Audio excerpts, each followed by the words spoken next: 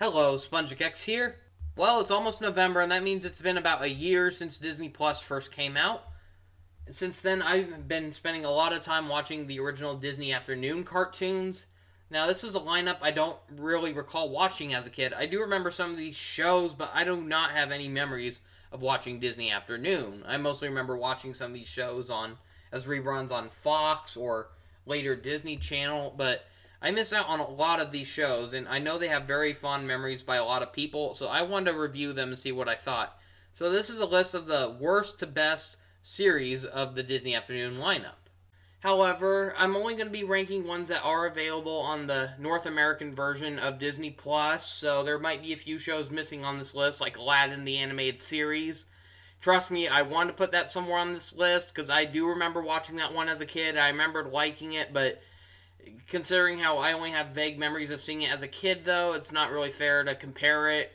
Because, like the others, I basically watched every single episode on it, and so I can give a more fair judgment of what I thought of it. But keep in mind that this is just my personal opinion. It doesn't mean I'm right or wrong. So if you actually like some of these shows on this list or don't agree with the order, that's fine. So this is going to be a top 14 list from worst to best. So let's get started. Number 14, the worst Disney Afternoon cartoon in my opinion was The Mighty Ducks. What was wrong with me? I actually wanted to watch this show as a kid, but I don't recall ever seeing it though. I just remember seeing commercials for it. But this is the dumbest Disney Afternoon show, and it's also I think it was also the worst performing. This was the last one ever made, if I'm not mistaken, and it was very short lasting. And like, it definitely has the least amount of episodes compared to other shows made by the same studio and all that. But so what can you say? It's about a bunch of hockey player ducks from outer space, and they fight crime. That's all that can really be said about it. I hated the heroes. I thought their personalities and voices were annoying. I hated how they constantly broke the fourth wall. It's like every episode they had to acknowledge that, like, oh, this episode's dragging on too long. It's just, I hated it. The only interesting thing about the show were the villains, especially their voice actors. You had, like, Tony Jay, and you even had Tim Curry. And I don't know who voiced the third one, but I know, like, there was a third villain in that. He was a chameleon, and he was basically a villainous version of the genie from Aladdin. He could shape-shift and do impersonations of celebrities and pop culture icons, and it's like, that was the only little enjoyment I had in the show. Other than that, I hated this show. It was so forgettable. I felt like I wasted a bunch of time watching that. Number 13, Hercules the Animated Series. So a Hercules animated series wouldn't have been a bad idea, but did we really have to have it take place when he was a bratty little kid still oh yeah, let's watch Hercules going to school. That's a real exciting idea for a show. And not to mention, they really broke continuity with the show by having it where Hades acknowledges that he knows that Hercules is still alive, despite how that was a big shock to him when he was an adult in the actual movie. It's, yeah, this show feels very flawed. Not to say that every episode was a disaster, though. I mean, there were some interesting ideas in the show. I like how they brought more creatures from Greek mythology into this series, but I don't know. I did not like the new characters they introduced, though. Like, especially Icarus. Ugh, that guy was annoying. I hated him. And then Hercules' girlfriend, well, not girlfriend, but friend who happened to be a girl, Cassandra, I didn't like her either, and I don't know, I just thought the side characters were really annoying. I hated them, and it's like the only time the show got kind of interesting was during the last few episodes. I mean, there was one episode where Hercules actually met a young Megara, and at first you're thinking, like, oh god, this makes no sense because they didn't meet until they were adults, but the episode actually did keep in mind the continuity of the movie, and it had it where at the end of the episode, some misfortune caused their memories to be erased, so they forgot about each other. And it does tie in with the movie, because in the original movie, it was mentioned that Megara, was basically she was Hades' slave because she made a deal with him after her heart got broken by a boy who dumped her. And so she basically sold her soul to Hades to be his minion in order to help her forget him or something like that. And so There's like this real jock bully character throughout the show, a real annoying character named Adonis, and then we find out in that episode that Adonis was the jerk who she risked her life for, and he dumped her. It's like, wow.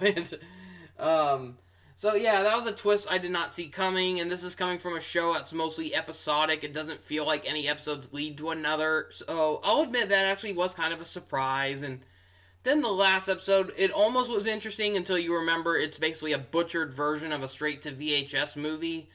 So I remember as a kid, there was a straight-to-VHS movie called Hercules Zero to Hero. It was basically a pilot to this series. It starts off as a sequel to Hercules, but it's mostly a prequel. It has to do with where it shows Hercules and Megra now happily married. Hercules' yearbook comes in, and he doesn't want anyone to see it, but Megra, sneaks around and tries looking at it out of her curiosity, and so she reads the stories of, like, how Hercules was kind of like a dork in school and stuff like that, and so I noticed how, unlike the movie where they actually used episodes they used 3 episodes and stitched them into the plot. So for the show, though, they saved that for the final episode, but it was mostly They cut out the actual episodes and just replaced them with they dubbed over some of the dialogue to change it drastically, and it was basically a clip show of forgettable moments from the show. It's like they want it to be like a memorable farewell, but in the end it's like the show is so forgettable, so these clip shows feel like nothing. But so it makes me realize, wow, Hercules Zero to Hero, I don't think we're ever going to get a release of that. Like, for those who actually want to see the VHS version of it, I doubt they're ever going to re-release that, but so yeah, Hercules the series, it wasn't that great, but there was another episode that actually did stand out, and that was the crossover with Aladdin, which is strange because Aladdin the animated series isn't even on Disney Plus. Who knows why? But so yeah, that crossover episode was actually pretty good. It's a stereotypical, villains team up to take down their rivals. And so you see, like, the main heroes fighting each other over a misunderstanding. So very formulaic, very predictable, but it gets the job done, and I thought that they did it well. Had some good jabs and references to the movies they're from, and yeah, I liked it. Other than that, though, the Hercules series just wasn't great. Number 12, The Little Mermaid, the animated series. So this is another very short-lived Disney cartoon, and I don't think it was short-lived because of bad ratings, though. It's just they decided to end it early. I can't recall if this is shorter than Mighty Ducks, but I was surprised how little episodes there actually were. So this is a show I do remember watching, because my little sisters would watch the heck out of this as a kid whenever it was on Disney Channel, and so it was a show I got kind of sick of as a kid, but I decided to review it as an adult, see if my thoughts changed, and it's definitely not as good as the first movie. But this serves as a prequel series, and I don't know, part of me just finds it hard to believe that Ariel really was miserable with being a mermaid, and it's like in the movie, you see how she desperately wants to be a human. In this show, it really makes you wonder, why does she even want to be a human? She seems happy for the most part. Yeah, there are some episodes that do show that she does have a fascination with the human world, but I don't know. Either than that, though, it's a harmless kid show, just not that great. And what really held it back was, yeah, it was really short anyways. There weren't a whole lot of episodes, but out of a lot of these animated shows that are based on a movie, this one probably has some of the better animation quality, though. It doesn't look as bad as some of the other Disney shows you see, but number 11, The Lion King, Timon and Pumbaa. Oh, man, I remember as a kid, I loved this show. I thought it was really funny. I even had a VHS of some of the episodes back then, but looking back on it now, it's not as good as I remember. I just didn't think it was that funny. I thought it was kind of annoying and repetitive, and I thought Timon and Pumbaa were very unlikable in this show, and they were always doing the same shtick over and over to the point where I just got sick of it. I was rolling my eyes through many episodes, and the first season was okay, and that was kind of fun, but man, it's like the voice acting was all over the place for Timon. It's like they just couldn't get one single voice actor for him. So there are a few rare episodes where they actually had Nathan Lane early on in the series, the original voice, but most often throughout most of the later episodes they had it where they got Quentin Flynn to take over for him, and then during the final season they got another voice for him one last time. It's like, why couldn't they get a single voice for Timon? It's so weird. And then there's just a bunch of weird episodes that don't even have anything to do with Timon and Pumbaa, and they focus on the hyenas or Zazu, and I don't know. It's just a really weird show, and it's like it's trying too hard to be Disney's version of Ren and Stimpy or something. And I don't know. It's like I remembered loving it as a kid, but as an adult, I didn't think it was that great. It got old really fast to the point where when it was over, I'm like, oh, finally. Number 10. Okay, I must give you guys a heads up. I really apologize because I know there are a lot of people who love this show. They think it's one of Disney's greatest Disney afternoon shows, but I'm sorry, I did not think it was that great. It's like, I'll admit it had great potential, and I did think it was interesting at first, but especially considering how this is a really long-running series, it just dragged on for me, but okay, let's get this out of the way. Number 10 is Disney's Gargoyles. Oh god, I am so sorry. I am so sorry. I really wanted to like this one. I remember as a kid, I really wanted to watch this. I thought it looked so cool, but in the end, I was really bored and annoyed with this show. Now, it started off kind of great, though. I liked the pilot episodes, or the pilot movie, if you want to call it that. And it's like the introduction to these characters was interesting. Goliath was an interesting character, and he was voiced by Keith David. That's awesome. Yeah, the show had a great voice cast, too. You had, like, Ed Asner, you had Bill Fagerbakke, otherwise known as the voice of Patrick Star, and Jeff Bennett. You had a lot of great voice actors in the show, but I didn't think the characters were that great, though. I didn't think the story was that great either, and it just felt like Disney was trying way too hard to copy off Warner Brothers' Batman the Animated Series, and I will admit, though, it was kind of shocking that Disney did get away with some dark stuff in this show, like the one banned episode about gun violence. It was interesting to see that Disney Plus included that episode. And then, yeah, there were a few episodes that had a bit of blood in it, and it's like, wow, that's kind of shocking for what's basically a kid's show. But other than that, though, it's like, yeah, it's trying to be dark, it's trying to be shocking, but other than that, it just didn't surprise me, really, and it got old really fast. It's like too many of the episodes were the exact same thing. It's like, oh, you have, like, this one character named Demona. She started off as, like, the girlfriend of our main character, but then, after a huge misfortune that happened to them over the years, she turns evil, and so many episodes are about Goliath trying to, teach her to remember the ways of the gargoyle, and then she's like, no, humans are evil, they need to be destroyed. I don't know, I just got sick of it. It got really old really fast, and I just did not like the villains in the series either. They were all over the place. One minute they're set up as the bad guy, then all of a sudden it's like, oh, they want you to sympathize with them, because all of a sudden they fell in love, they had a child, and it's like, I really don't care. It doesn't make up for all the bad stuff they did in the past, and keep doing, and I don't know. Like, I thought Season 2 dragged on way too long. And then Season 3 was just very anticlimactic. It just felt abrupt. It's like, that's how they're going to end the series? Just like, wow. Barely any redemption arcs or anything like that. It's like, okay, whatever. But, so yeah, Gargoyles, I apologize. I know a lot of people love it, but it just wasn't for me. Number 9, Tailspin.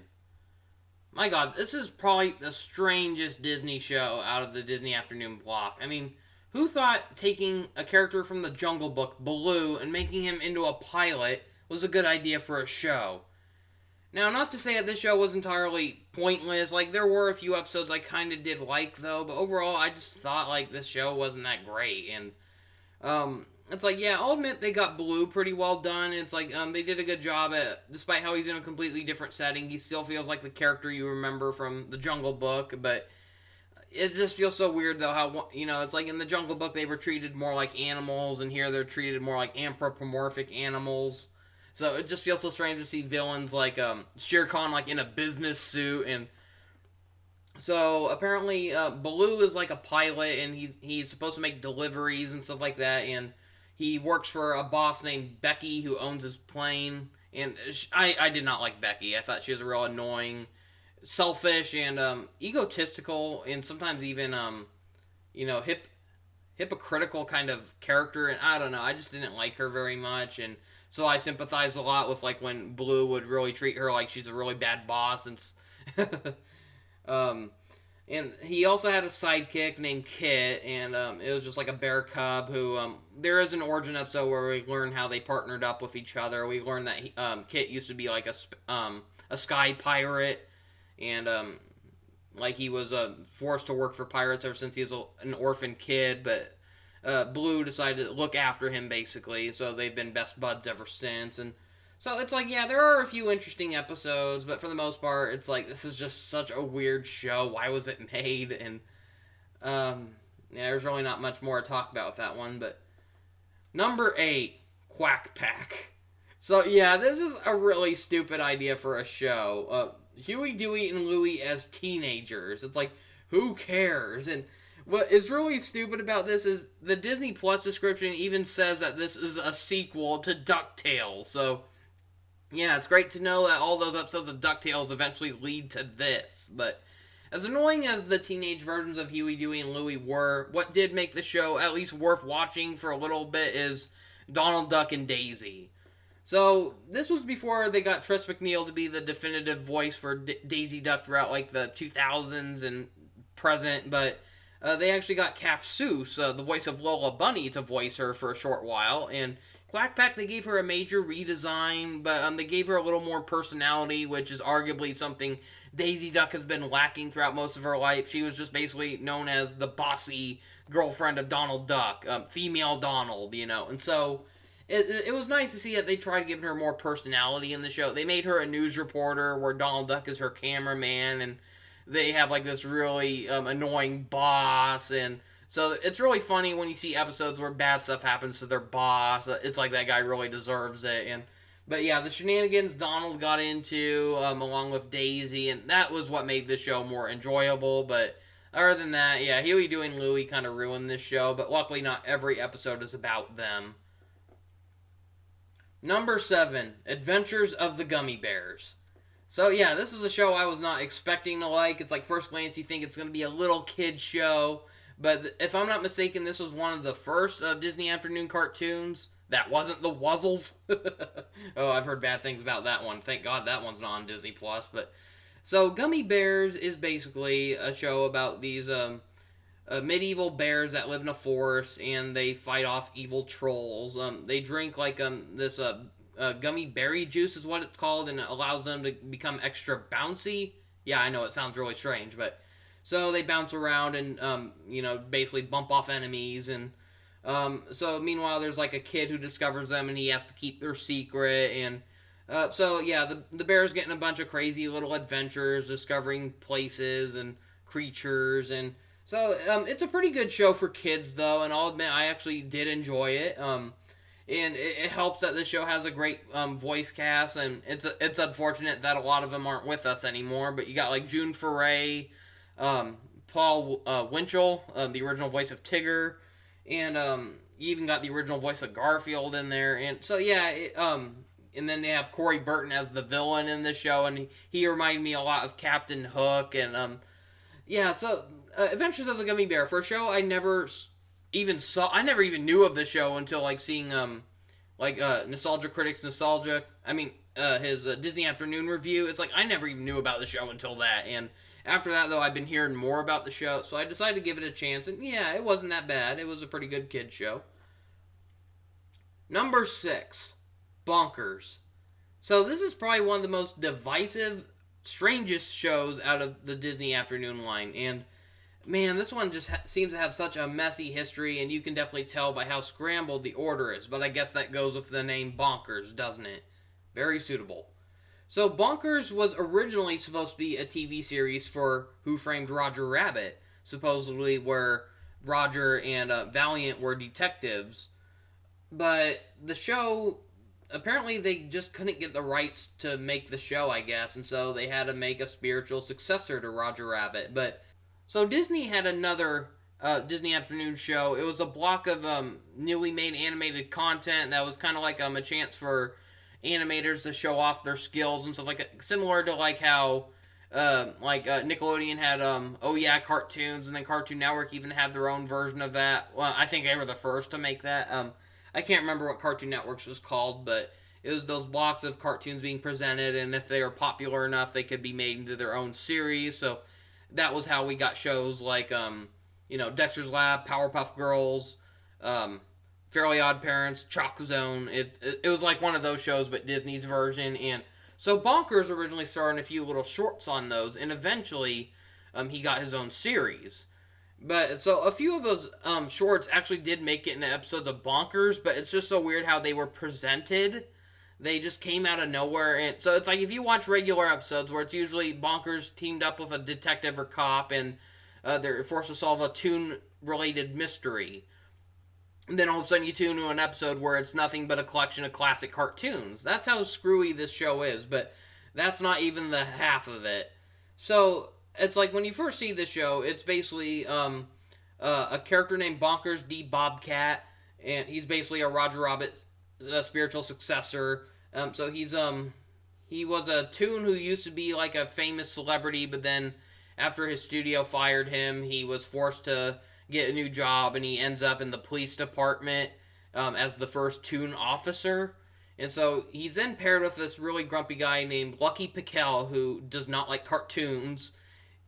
He's a family man, though, who loves cartoons. Well, his family loves cartoons, but he does not. And so he's paired with this real annoying cop, and he puts up with him, though, because he knows his family loves him. And so you see how throughout the show, it's like they have a real wacky police commissioner, and he's usually kind of oblivious and silly. So it's like no wonder he hired a toon to be a cop. And there are some interesting Disney cameos in some of these episodes. Like, I do remember some episodes of this as a kid. Not very many, but the one that stood out to me definitely was the one where Mickey Mouse was kidnapped and they had to find out where he is. And meanwhile, the guy who kidnapped him is posing as Mickey Mouse. He was a former child celebrity who grew jealous of Mickey's success. And it's just so funny how even in a Disney show, they had licensing issues with Mickey Mouse. They weren't allowed to say his name. They weren't allowed to show his face.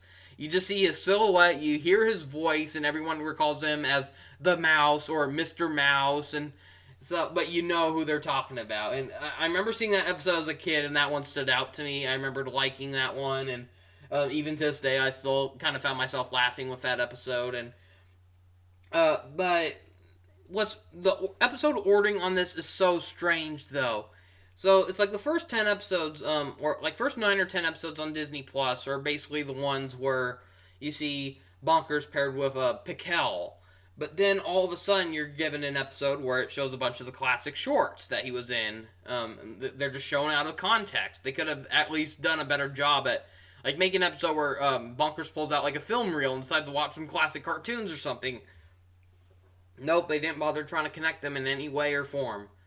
And then we are given an episode where it shows Pickell actually getting a job at the FBI, and he leaves, and Bonkers given a new partner named Miranda Wright. Ha ha ha, get it? Because she's a cop. And it's like, and then all of a sudden, it's like the next 10 episodes, we see Bonkers paired with this new female cop, and she was very forgettable. I did not like her. I like the chemistry between, or against, you could say, of Bonkers and Pickell. It was like a Squidward and SpongeBob situation, and despite their differences, there were times where they, had some heartwarming moments with each other. And so, in the episode where they basically kicked Pickell off, it's like they didn't make a very satisfying farewell. It's like Pickell is just happy to finally get away from Bonkers. It's like, you think they would have made a more heartwarming ending between them, and it's like, nope, he's gone, he's out of the show. That's it. That's the last we ever see of him. And so then we get this new cop, and he also gets a new boss who basically is the replacement for Pickell. He's like the angry man who hates toons, even worse than Pickell, you could say. And I didn't like him very much. I liked it better when they had the wacky police commissioner instead of the grumpy one. And so it's not to say that all these later episodes were bad, though. They were just kind of forgettable. However, you think that would be the end, but nope. After you watch all the episodes with Miranda Wright, all of a sudden, Pickell is back. It's like they're showing episodes from before he left. It's like this episode had very off production orders or something. It's like they meant to show the Pickell episodes first, but then they ended up accidentally making the Miranda Wright episodes first, and, well, next, and then all of a sudden they go back to the rest of the show is mostly him and Pickell again. And it's like, this show probably has like 65 episodes altogether, and most of them are ones with Pickell, and only 10 of them, or 11, are like ones with Miranda Wright, and yeah, that felt screwy. And then not to mention how, in the early shorts of Bonkers, and then in the episodes where Miranda Wright was introduced, Bonkers has a completely different art style. It's like he suddenly has blue eyes, and he no longer has floppy ears. His ears look like insect antennas for some reason, and it just felt so inconsistent how, like, some episodes he looks this way, and then this episode he looks like a completely different character. in the old episodes with Piquel, he had black spots, but then in the episodes of Miranda Wright or the pilot shorts that he originally started, he has brown spots all of a sudden, and then they even changed the cast of characters. Like in the episodes of Piquel, Bonkers had a best friend who was a stunt rabbit named Fall Apart, and he was used in cartoons where like he was a stunt double. So it's like if a character was supposed to fall apart into pieces due to like slapstick, they would have Fall Apart come in and basically fall into pieces. And so it was a funny little joke, and I think Frank Welker voiced him. And so then in the episodes where Piquel moves out, a bunch of Bonkers Toon friends move out with him for some reason. I couldn't even remember the context of it, but it's like they drove him to his new job, and it's like we don't see him for the rest of the series. And then they tried bringing back some of the older characters from the old shorts. Like there's this cowardly puppy character who would always get into misfortune because of Bonkers' presence. Then Bonker even had a love interest named Dear Fawn, voiced by Nancy Cartwright, and it just felt so forced. How it feels like the show was originally made for like these little animated shorts, and then it became its own series, but it had different directors who wanted to take it into a different direction. And it feels like the original creators of the show wanted creative control back, and so it's like they finally got it, and so all of a sudden they're changing the characters. They're changing the character designs. They're cutting out the new characters that were introduced in the show, and then bringing back the old ones, and that's what it felt like. It just felt forced, though, and so as screwy as this show is, though, I can't help to say I still enjoyed it, though. There were episodes that I thought were pretty funny or creative. I liked all the Disney references, and this was basically the closest thing we had to House of Mouse before that show was made. And number 5, Goof Troop. So I remember seeing this show as a kid, and it's like when I first saw it, I liked it, but then eventually when I got a little older, I remember Disney Channel showed a lot of reruns of this show, and I just got sick of it, and I don't know what it was. Maybe it was just I didn't like the character designs very much. It's like compared to a Goofy movie where they used a more traditional design for Goofy. I like that art style better compared to the Goof Troop art style where the characters' eyes look different, their heads look kind of different, or why the heck do they have skin-colored arms? I get they were trying to base it off of Goofy and Pete's designs from like the 1950s, but I never thought a lot of people like those designs. I never really liked them. I like the more traditional designs you got like in the 40s. But so the show is about Goofy being a single father, and he has a son named Max, and they move into Goofy's old hometown neighborhood, and they move right next door to Goofy's old friend Pete, and of course we learn that Pete actually hates Goofy. He found him an annoyance, but Goofy always saw him as a best friend, and so Pete also has a family. He has a wife, a daughter, and a son who becomes friends with Max, and yeah, Pete and his family were definitely the best part of this show. Heck, even most episodes seem to be about Pete. It's always about the shenanigans he gets himself into. And he's like a very corrupt character. He's like a scummy car salesman, a car dealer, and then meanwhile, you have like his son PJ, who is always bossed around by his dad, feared by his dad, and then there's the hyperactive daughter, who's also voiced by Nancy Cartwright, and she literally lives up to her name, Pistol, because she is nothing but a loaded pistol, and Peg, his wife, is definitely one of the more memorable characters of the show because it's obvious who wears the pants in the house. It's like, Pete acts like he's top dog in the house, but then it's like Peg, it's like she knows how to make him stop. It is so funny the way she'll raise her voice. It's 1 minute she's all sweet and calm, then she gets really angry at Pete, and yeah, they were just real enjoyable characters. And Goofy was still pretty enjoyable though, fittingly because it's his show, but I still did not care for the younger version of Max. I liked him better in a Goofy movie, but Max was really annoying back then, and so some episodes were hard to watch because they were focused on him. But other than that, Goof Troop is still a pretty good show. I liked it a little better than I remember. Not perfect, but it's still a decent Disney show. Number 4. I might get a little backlash from this one as well, but Ducktales. The original Ducktales.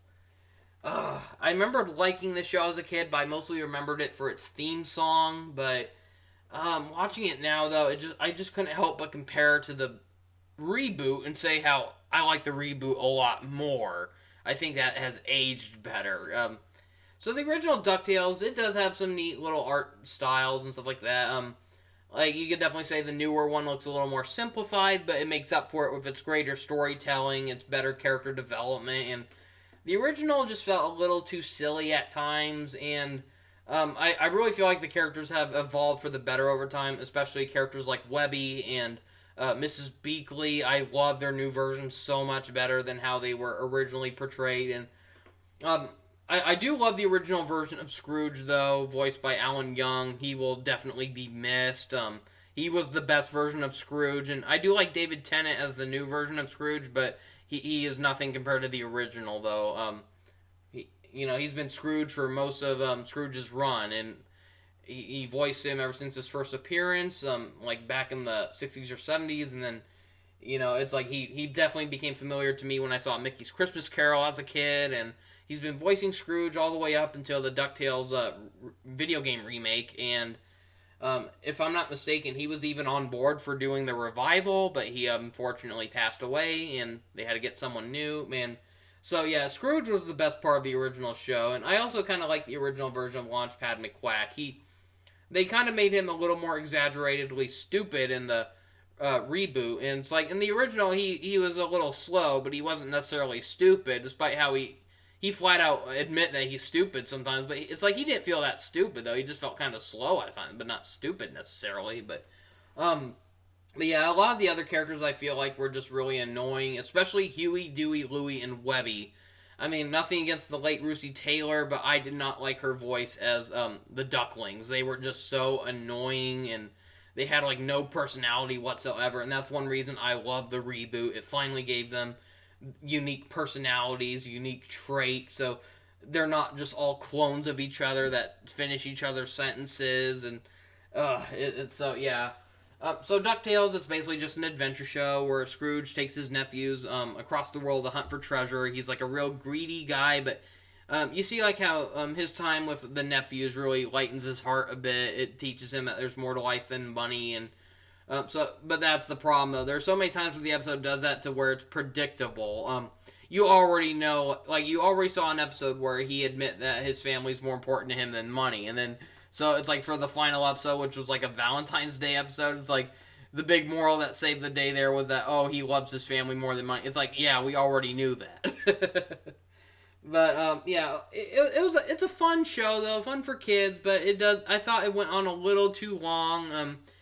Like not every episode was great. It's like there were some good ideas, but some really annoying or dumb ones, and yeah, just not. I don't think it's the best like everyone claims. Like some people say this is the best Disney afternoon show, and I do think it's a memorable one. Like that theme song is definitely catchy, but I just don't think it's that great of a show overall.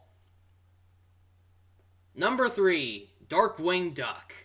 So this is the last one I'm actually currently watching. I have not watched it all the way through yet, but I've seen enough episodes to determine that I do like this show. So Darkwing Duck is a direct spin-off of DuckTales. They don't determine like when this takes place, but it would have been neat to actually see a proper finale of DuckTales that leads into Darkwing Duck, because considering how Launchpad McQuack is the sidekick of this new star of this show. So I know this was heavily inspired by an episode of DuckTales where Scrooge became a superhero, and so the animators or like creative staff behind the show decided they wanted to make an entire show about a superhero duck. And so Darkwing Duck is mostly a parody of some of those DC comics and stuff like that, especially Batman, but it's a more comical version of it. And you got a lot of great voice actors in the show. You got Jim Cummings as the main character. You got Dan Castellaneta as one of the villains. The Rogues Gallery in this is pretty wacky, just like the source it's making fun of, Batman.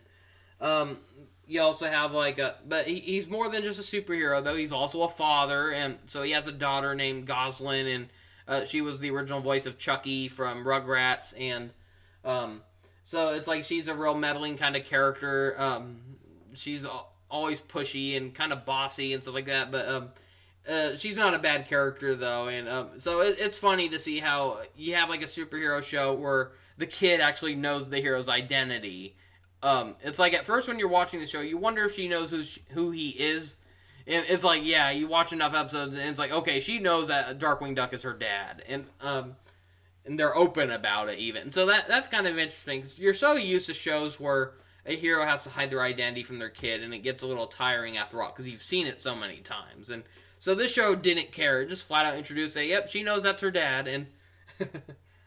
But yeah, this is a pretty fun show, though. It does have some good laughs and some comical villains, good voice acting, and I am one of the few who actually like this more than Ducktales. So. Number 2, The New Adventures of Winnie the Pooh.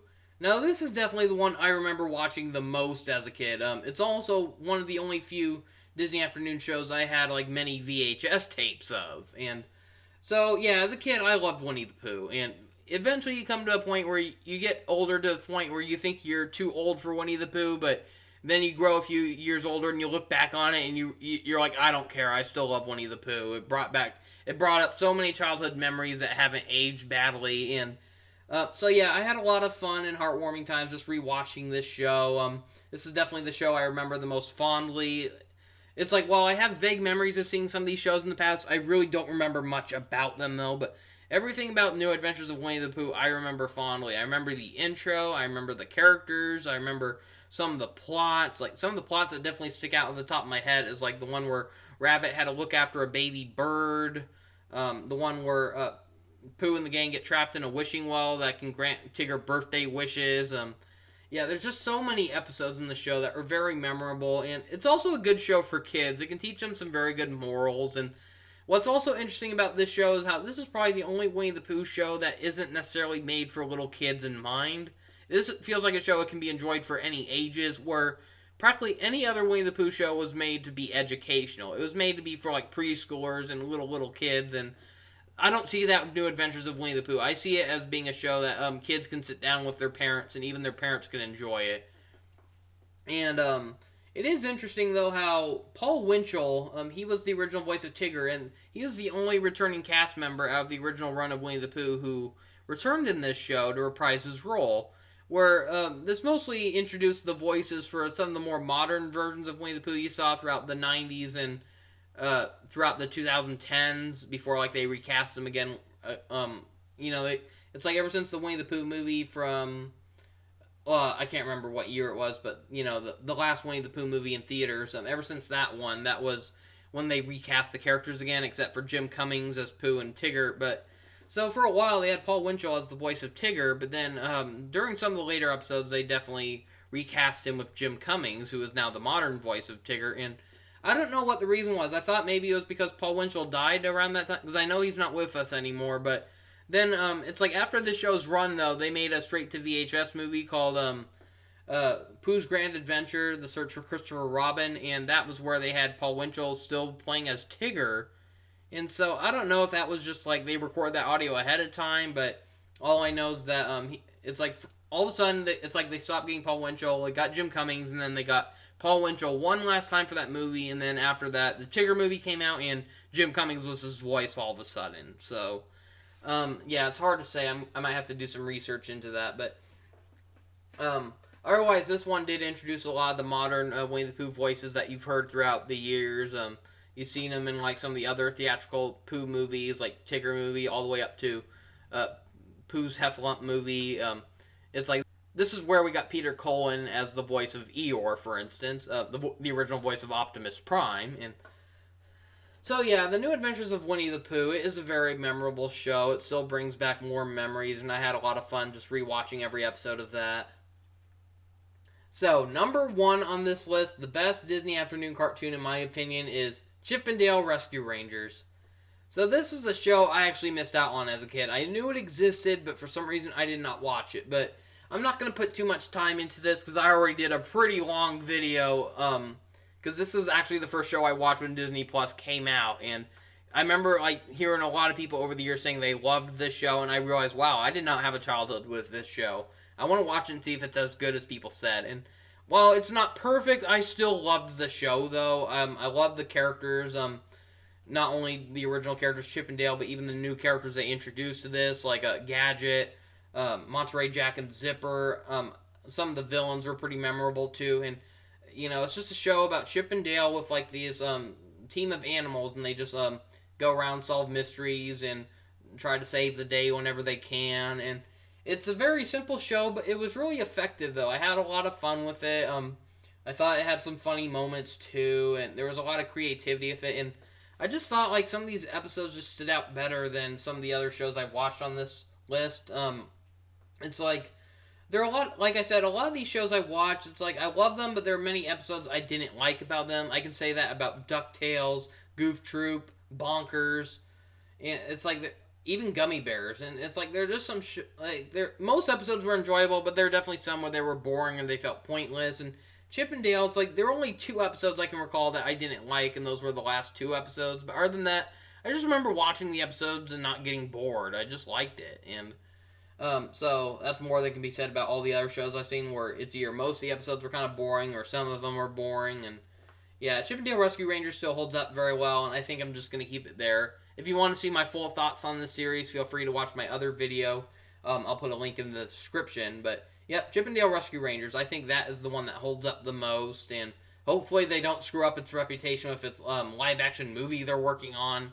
No, I'm not kidding. They are making a movie of this. Let's pray it's not terrible. Anyways, those are my thoughts on the Disney afternoon cartoons. What do you guys think is your favorite? Feel free to let me know in the comments.